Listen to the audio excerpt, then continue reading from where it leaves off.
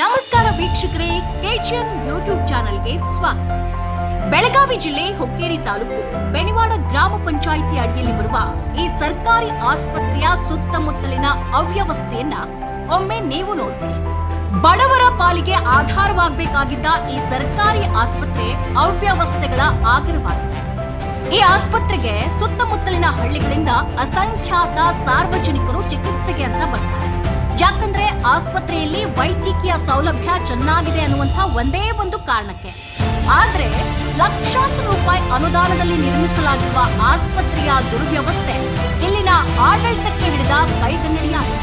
ನೀವೇನು ಈ ದೃಶ್ಯಗಳಲ್ಲಿ ಗಮನಿಸ್ತಾ ಇದ್ದೀರಿ, ಈ ದೊಡ್ಡ ದೊಡ್ಡ ಗುಂಡಿಗಳನ್ನ ಗ್ರಾಮ ಪಂಚಾಯಿತಿಯವರು ಸರ್ಕಾರಿ ಆಸ್ಪತ್ರೆಗೆ ಕೊಡುಗೆಯಾಗಿ ನೀಡಿದ್ದಾರೆ. ಗಿಡ ನೆಡುವ ನೆಪದಲ್ಲಿ ಗ್ರಾಮ ಪಂಚಾಯಿತಿಯಿಂದ ದೊಡ್ಡ ದೊಡ್ಡ ಗುಂಡಿಗಳನ್ನ ತೆಗೆದಿದ್ದಾರೆ. ಆದ್ರೆ ಇಲ್ಲಿಯವರೆಗೂ ಅಲ್ಲಿ ಯಾವ ಗಿಡ ನಡೆದೆ ಹಾಗೆ ಬಿಟ್ಟಿದ್ದು ಗುಂಡಿಗಳಲ್ಲಿ ಮಳೆ ನೀರು, ಗಲೀಜು ನೀರು ಸಂಗ್ರಹವಾಗಿ ಸೊಳ್ಳೆ ಉತ್ಪತ್ತಿಯ ತಾಣವಾಗಿದೆ. ಅಷ್ಟೇ ಅಲ್ಲ, ಈ ಕಡೆ ಏನಾದ್ರೂ ಚಿಕ್ಕ ಮಕ್ಕಳು, ವಯೋವೃದ್ಧರು ಬಂದ್ರೆ ಅಪ್ಪಿ ತಪ್ಪಿ ಈ ಗುಂಡಿಗಳಲ್ಲಿ ಬಿದ್ರೆ ಬೆನಿವಾಡ ಸರ್ಕಾರಿ ಆಸ್ಪತ್ರೆಯಲ್ಲಿ ಖಾಯಂ ಟ್ರೀಟ್ಮೆಂಟ್ ತೆಗೆದುಕೊಳ್ಳಬೇಕಾಗುತ್ತೆ.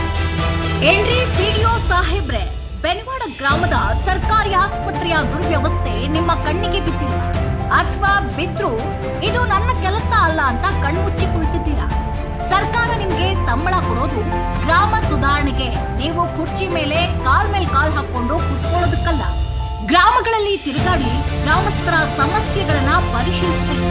ಲಕ್ಷಾಂತರ ರೂಪಾಯಿ ಖರ್ಚು ಮಾಡಿ ನಿರ್ಮಿಸಲಾಗಿರುವ ಸಾರ್ವಜನಿಕರ ಆಸ್ಪತ್ರೆಯ ಅವ್ಯವಸ್ಥೆ ಸರಿಪಡಿಸುವ ನಿಟ್ಟಿನಲ್ಲಿ ಕಾರ್ಯವನ್ನ ನಿರ್ವಹಿಸಿ ಸಾರ್ವಜನಿಕರಿಗೆ ಅನುಕೂಲ ಮಾಡಿಕೊಡ್ಬೇಕು. ಇನ್ನು ತಾಲೂಕು ಪಂಚಾಯತ್ ಹಾಗೆ ಜಿಲ್ಲಾ ಪಂಚಾಯತ್ ಸಾಹೇಬ್ರೆ ಕುರ್ಚಿ ಬಿಟ್ಟು ಮೇಲೆದ್ದು ಏನಾಗ್ತಾ ಇದೆ, ಏನಾಗ್ತಾ ಇಲ್ಲ ಅನ್ನೋದನ್ನ ಗಮನ ಹರಿಸಿ.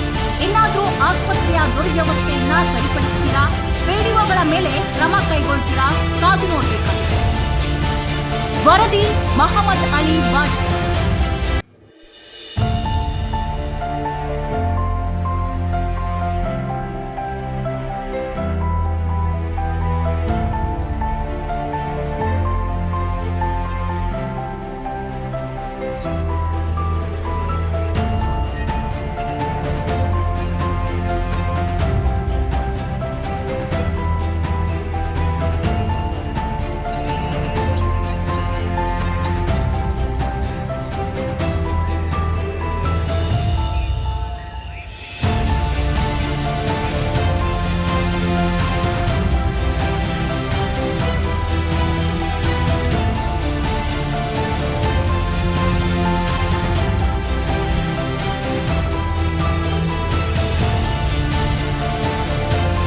ಇದು ಅಂದ್ರೆ ಇದು ಗಿಡಗಳು ತೆಗೋತಾರಲ್ಲ ಇವ್ರ, ಗಿಡ ಹಚ್ಚಿಲ್ಲ